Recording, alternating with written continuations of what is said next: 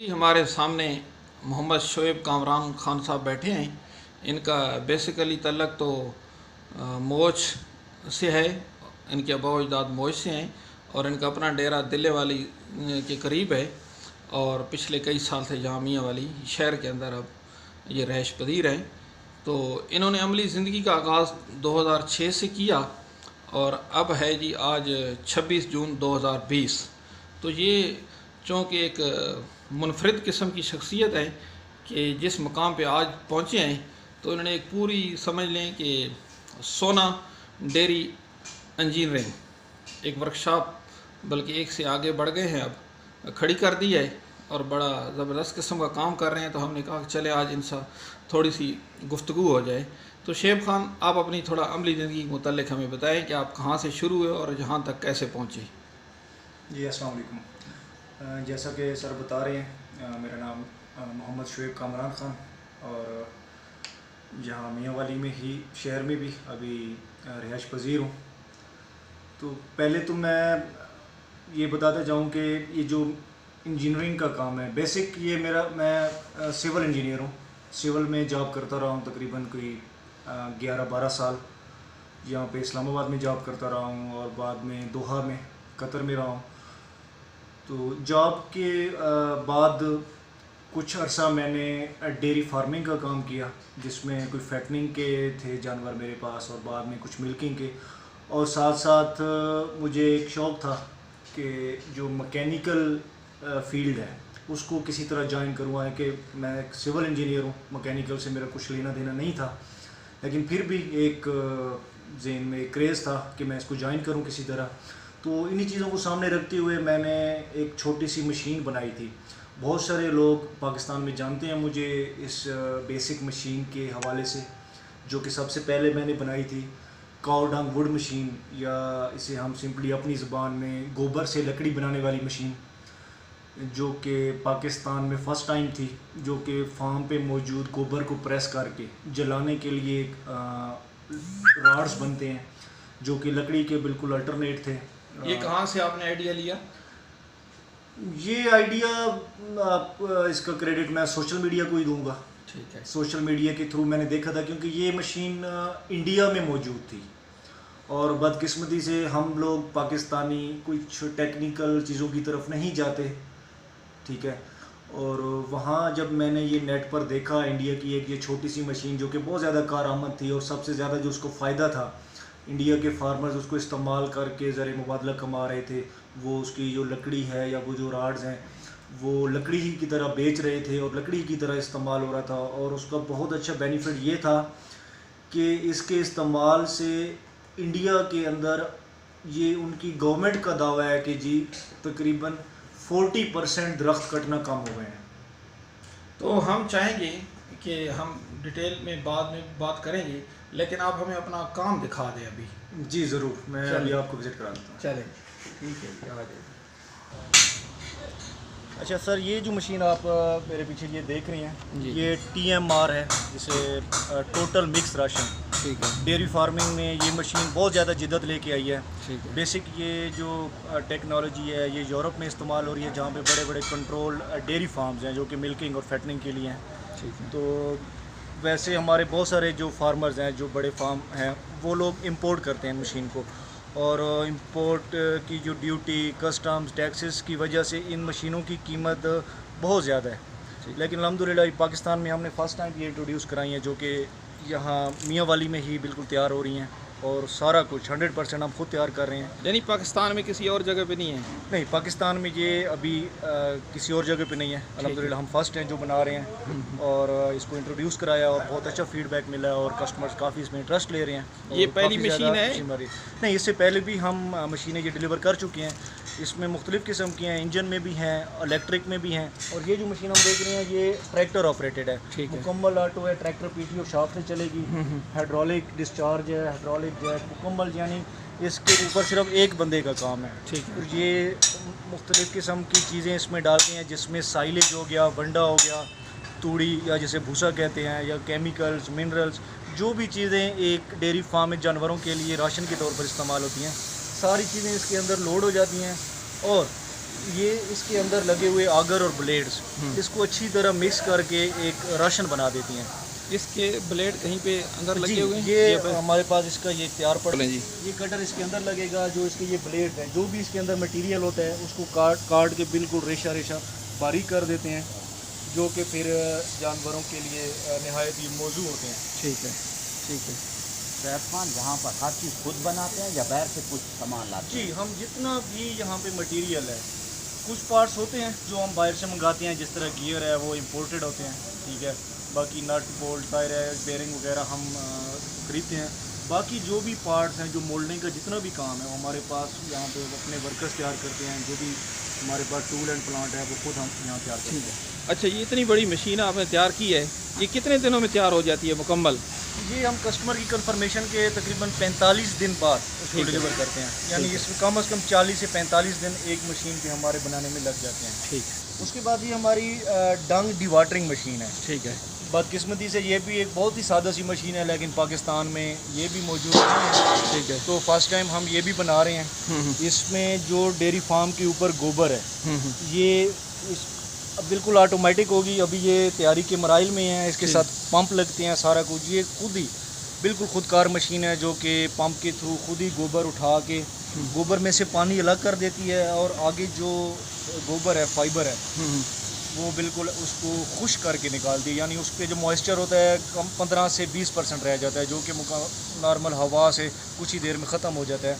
ठीक। तो इससे निकलने वाला जो पानी है वो बहुत ही रिच फर्टिलाइज़र है, जिसको हम अपनी फसलों में, सब्जियों में, या हमारे जो फलदार दरख्त हैं उनमें इस्तेमाल कर सकते हैं।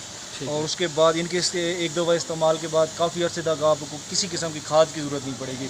और इसी तरह जो स्क्वीज़ हो के आगे से इसका ड्राई फार्म में गोबर निकलेगा, वो भी हम फर्टिलाइज़र के तौर पर अपने खेतों में, सब्जियों या किसी भी जगह पे जहाँ पे हम खादें इस्तेमाल करते हैं, तो उसका अल्टरनेट इस्तेमाल कर सकते हैं। ठीक। सबसे बड़ा फ़ायदा इसका ये है कि अपने बड़े डेयरी फार्म के ऊपर गोबर का पाकिस्तान में बहुत ज़्यादा इशू है।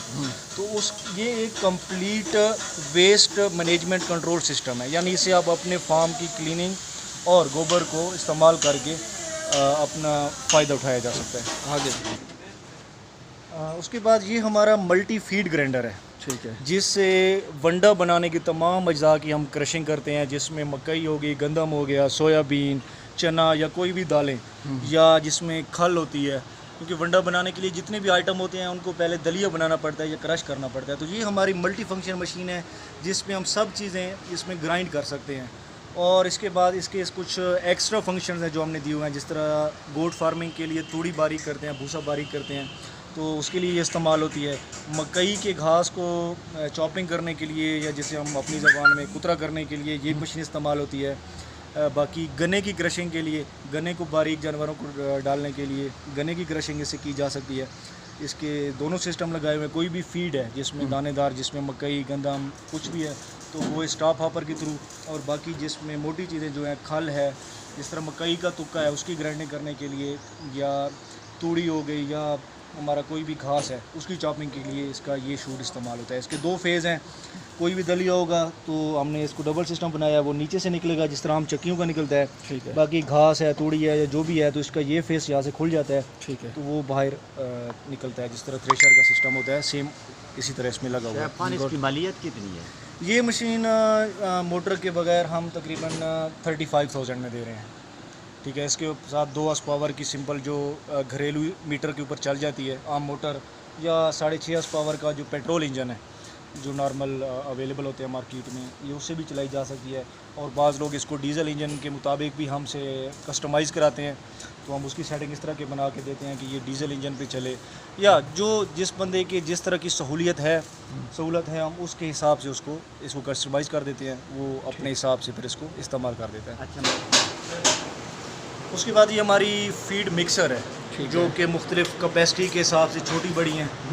ये 50 किलो से लेकर 1 टन तक मिक्सिंग करती हैं। ठीक है। अब ये जो सामने हम दिखा रहे हैं, ये 250 kg एक बैच में 250 किलो वंडा मिक्स करती है। ठीक है। इसमें हम अभी जो छोटी मशीन दिखा रहे थे, उसमें से जब दलिया वगैरह सारी चीज़ें क्रश हो जाती हैं तो इस मशीन में डाली जाती हैं।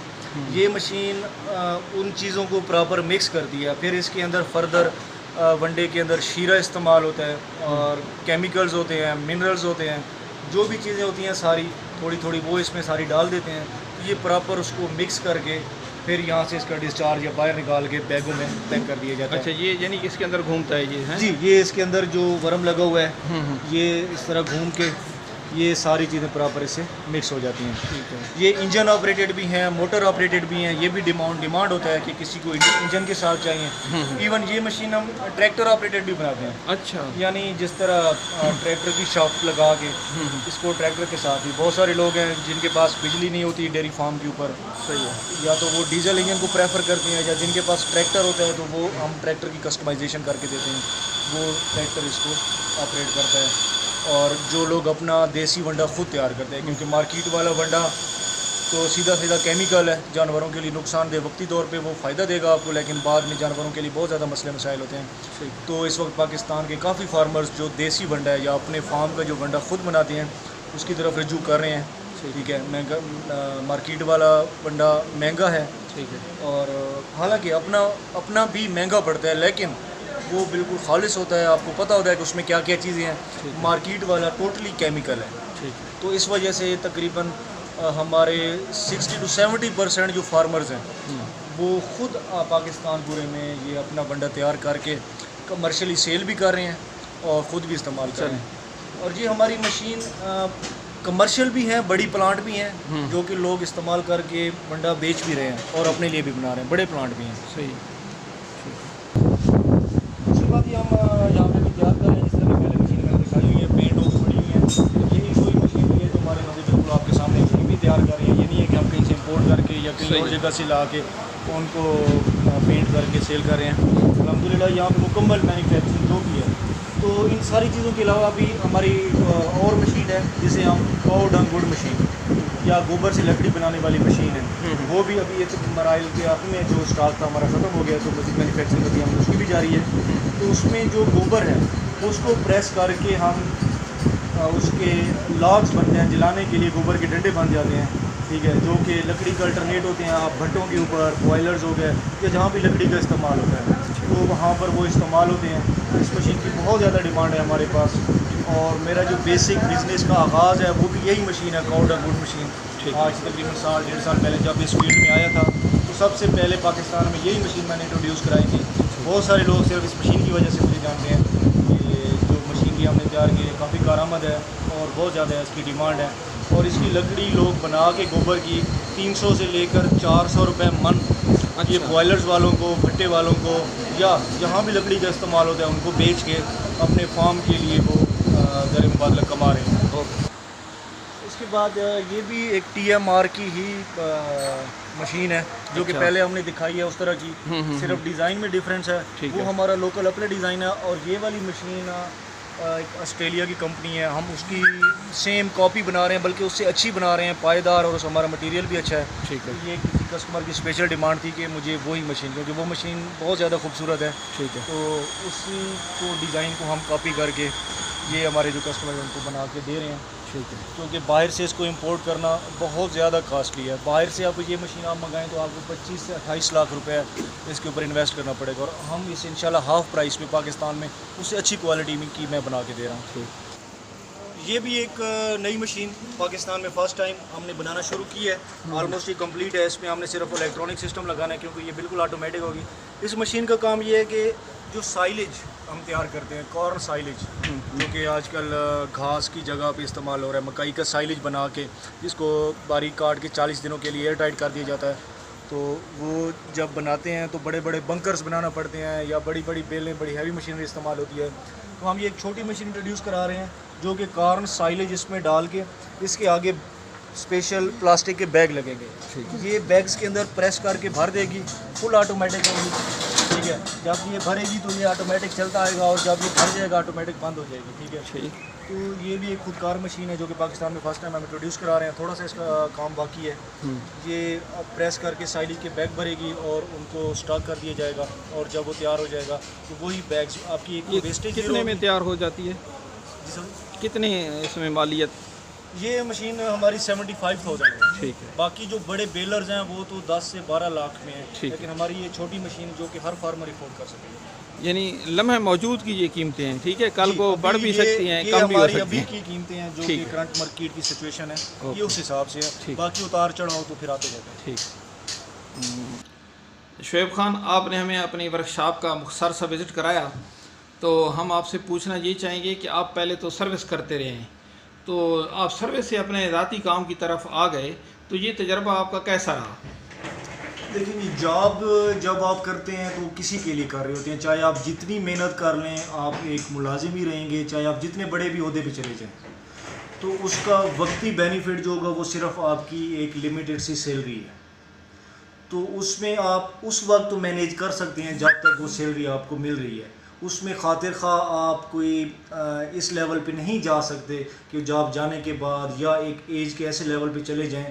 कोई भी प्राइवेट जॉब को मैं सामने रखता हूँ, चलो ठीक है, गवर्नमेंट जॉब में आपको थोड़ा सा मिल जाता है बेनिफिट बाद में, लेकिन मोस्टली पाकिस्तान में ज़्यादातर प्राइवेट, जिस तरह मैं भी जॉब कर रहा था तो एक प्राइवेट कंस्ट्रक्शन कंपनी में जॉब कर रहा था, लेकिन वो फ्यूचर नहीं है। ठीक है। ठीक है, तो जब से मैं अपने इस काम, मैंने पहले भी बताया कि 11 साल जॉब की है और इस 1.5 साल तकरीबन मेरे अपने बिज़नेस को हो गया। तो जब मैं उन 11 साल का इन 1.5 साल के साथ कंपैरिजन करता हूँ, तो मुझे यही लगता है कि अफसोस होता है कि मैंने वो 11 साल काश कि मैंने बिज़नेस किया होता, कोई भी छोटा कर लिया होता किसी भी किस्म का, तो आज मैं एक लेवल पे पहुँच गया होता, क्योंकि ये 1.5 साल मेरे उन 11 साल पे कई गुना भारी है। कामयाबी की असल वजह क्या है? कौन सा वो टेक्निक्स हैं कि बंदा कामयाब हो जाता है? इसके पीछे कार फरमा अवामिल क्या हो सकते हैं बुनियादी? जी, कोई भी काम अगर आपने करना है, कारोबार छोटा हो या बड़ा हो, ये मायने नहीं रखता। मायने ये रखता है कि आप उससे कितना इनपुट दे के कितना आउटपुट ले रहे हैं। इनपुट सिर्फ ये नहीं है, हम लोग समझते हैं कि इनपुट सिर्फ सरमाया है। पैसा बहुत से लोगों के पास है, करोड़ों अरबों रुपए लोगों के पास रखा हुआ है, लेकिन सिर्फ पैसे से अगर कारोबार होता तो लोग घर बैठ के कारोबार कर लेते। कारोबार के लिए सबसे जो बड़ी चीज़ है वो आपने अपनी पूरी जो स्किल्स हैं आपके अंदर, अपनी मेहनत ईमानदारी के साथ उस कारोबार को अपने टाइम देना है। और क्या रवैया जो है ना, इसके अंदर कोई जज्बा भी कार फरमा होता है, बर्दाश्त का? जी, जाहिर है, आप जब हौसला। कोई भी काम करते हैं तो एक प्लानिंग की शक्ल में करते हैं, और वही प्लानिंग वही चीज़ें आपको एक जज्बा देती हैं कि जो कारोबार या काम आप करने लगे हैं तो उसको आपने कितना वक्त देना है, कितनी ईमानदारी से उसको चलाना है। यही 2-3 अवामिल हैं। हम लोग क्यों नाकाम हो जाते हैं कि हम वक्त नहीं देते, और फिर हम ये सोचते हैं कि हम कारोबार में नाकाम हो गए हैं। कारोबार को टाइम दें, और ईमानदारी और डीलिंग्स, कस्टमर्स के साथ डीलिंग्स, रवैया, ये जो आपका पॉजिटिव एटीट्यूड है कस्टमर्स के साथ, यही कुछ चीज़ें हैं जो कि आपको आगे लेके जाती हैं, ना कि आपकी इन्वेस्टमेंट। इन्वेस्टमेंट तो आपकी वहीं रहेगी, अगर आप ये बाकी जो जितने अवामिल हैं उन पे तवज्जो नहीं देंगे तो कोई भी इन्वेस्टमेंट आपको वो आउटपुट नहीं दे सकती जिसका आप सोच के बैठे हुए हैं। आप एक मुनफरिद तजर्बा यहाँ कर चुके हैं, 1.5 साल हो गया है, तो लोग आपसे चीज़ें क्यों ख़रीदें? जब बैरून मुल्क से ज़बरदस्त किस्म की गारंटी शुदा चीज़ें मिल जाती हैं, तो आप के साथ लोगों क्यों ये चीज़ें ख़रीदने के लिए रब्ता करें, वो बैर से क्यों ना मंगवा लें? इसमें जी 2-3 चीज़ें हैं। सबसे पहली बात, क्योंकि हर बंदा इस चीज़ चक्कर में होता है कि मुझे एक चीज़ थोड़ी सी कम प्राइस में मिल जाए, ठीक है, बजाय इसके कि एक बंदा बाहर से 10 लाख की मशीन इंपोर्ट करे। तो क्या ही अच्छा होगा कि वही मशीन अच्छी क्वालिटी में अगर उसको 5 लाख में अपने ही मुल्क में मिल जाए, तो मेरे ख़्याल में वो इंपोर्ट की तरफ नहीं जाएगा। और अल्हम्दुलिल्लाह हमारे पास जितनी भी मशीनरी है, तो ये अपनी नौइयत की वाहिद मशीनें हैं जो कि पाकिस्तान में हमारे पास हैं, जो कि कैटल फीड से रिलेटेड हैं, और डेयरी फार्मिंग दिन ब दिन बढ़ती जा रही है। जिस तरह हमारे प्राइम मिनिस्टर साहब का भी एक मिशन है कि लाइफ स्टॉक सेक्टर को हम जितना ऊपर लेके जा सकते हैं ले जाया जाए, क्योंकि लाइफ स्टॉक, इसमें कोई शक नहीं है, किसी भी मुल्क की तरक्की में लाइफ स्टॉक का एक बहुत ही अहम रोल होता है। यूरोपियन कंट्रीज़ बहुत सारे अगर हम देखें तो उनमें लाइफ स्टॉक ने उन ममालिक को बहुत ज़्यादा सहारा दिया हुआ है। तो हमारी मशीनरी जो है अल्हम्दुलिल्लाह उसकी क्वालिटी एक नंबर, जो मटेरियल है हम लगाते हैं कस्टमर उससे सेटिस्फाई होता है। हमारे रेट कम है, जायज़ हमने मुनाफा या जो भी चीज़ें हैं सारी बिल्कुल सेटल की हुई हैं।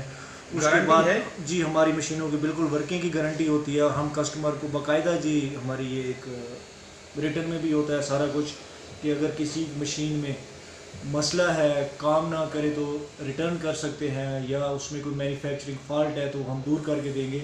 तो इस तरह की डीलिंग्स जब कस्टमर से कोई ज़ाहिर करता है तो फिर कस्टमर अट्रैक्ट होता है। मुस्तकबिल में कहीं ज़री ममालिक के अंदर भी ये चीज़ें आप भेजने का इरादा रखते हैं?